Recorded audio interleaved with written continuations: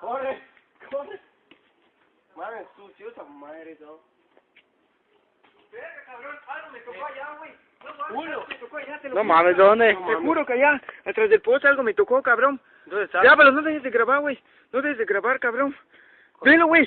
No mames, ya lo vieron, güey. Vámonos, No mames. Vámonos.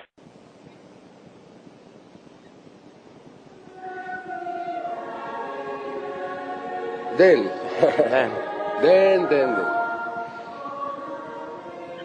Before I present you this story, I need to introduce you to this.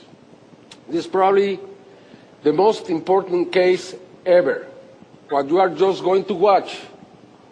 Why? Because there is physical evidence that can be used to prove that this case is real. In November 30th, 2005, I went to Mérida, Yucatan. I had a presentation there. We were making an investigation with our friends in Mérida, the investigators, Emilio Set and Gustavo Alemán. And we were taking dinner the night before, very late, 11 o'clock, and they said, "Have you seen the video that is running from cellular to cellular?" And I said, "No, I haven't. Do you want to see it?" "Well, I mean, it's probably one more video." No, Jaime, you can see an extraterrestrial." And I said, "What? Can you take me?" And then we have to go around Mérida. We found one young man who had this video around 12:30, 1 o'clock in the morning. He allowed me to make a copy through his cellular to my cellular. I took this to a computer, and I blew it up, and I saw exactly what it is. I was very impressed. Next morning, first thing, 8 o'clock in the morning, I went to the place. I found exactly the exact place where this happened. I found, when I was making the investigation there, the actual witnesses of the case, José Alonso Herrera and David Espada.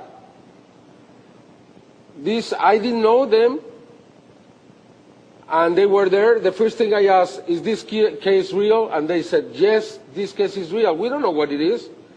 Was this a joke that made someone to you?" "No, it's not a joke. We don't know about the joke." Then I presented this case first in Mérida, then in Mexico City, in the national television. After I presented it, the case was taken to the front page of the second largest paper in Mexico, Milenio. And they said they made fun of Maussan. These young kids declared that all this was a joke. I talked to them and I said, "Did you declare this?" And they said, "No, nobody has come to see us. This is a complete lie. They are attacking us now and we haven't talked to anyone." It means that the media made up this story to discredit this incredible video. Everybody in Mexico is talking about it.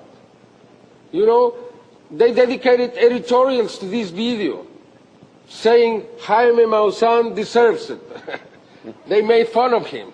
He deserves this. Finally, somebody did it. Jesus Christ. We've been waiting for this for so long. Finally, somebody got him, you know, by the throat. And then I said to the paper, "No, they made fun of you. Not me, you." "No, it's not true." "No, talk to the witnesses." And they had to talk to the witnesses, and the witnesses say, "It's true. Everything you wrote is a lie." And they have to say it in the newspaper. For the first time then, they have to take it. Instead of making fun of me, they were making fun of them.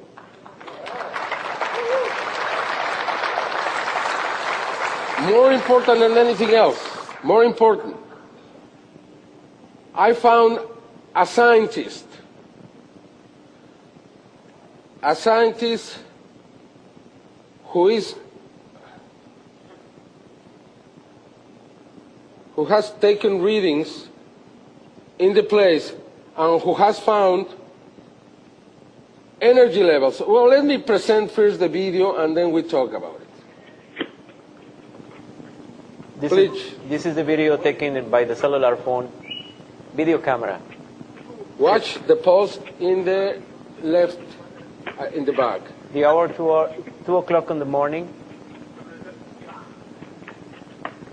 2 boys playing with the ball. Then look what is going to appear there. There. No mames, ¿dónde? Te juro que allá, atrás del poste algo me tocó, cabrón. Ya, pero no dejes de grabar, güey. This is a second zoom. Grabar, cabrón. And look. Velo, güey. No mames, ya lo vieron, güey. No mames, vámonos. No. Now look closely. Once again, there. No mames, ¿dónde? Te juro que allá, atrás del poste algo me tocó, cabrón. Ya, pero no dejes de grabar, güey. Then it shows again. There. Velo, güey. No mames, ya lo vieron, güey. No mames. Now in slow motion, look.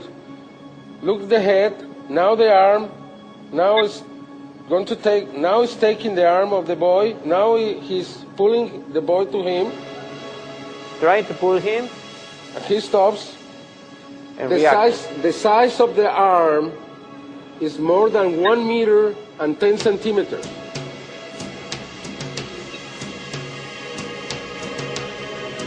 Now it's clearer. This is an enhanced contrasted version. This is the frame still, where you can see the length of the arm. Here. A bald head. And also you can see that you cannot see legs. So it seems that it's floating. It gives the impression that it's behind the post, but it's not behind the post. It's just a short, more far from the lamppost. However, we don't know if it's floating, if it appears from nowhere. I don't know. It doesn't matter. What it matters is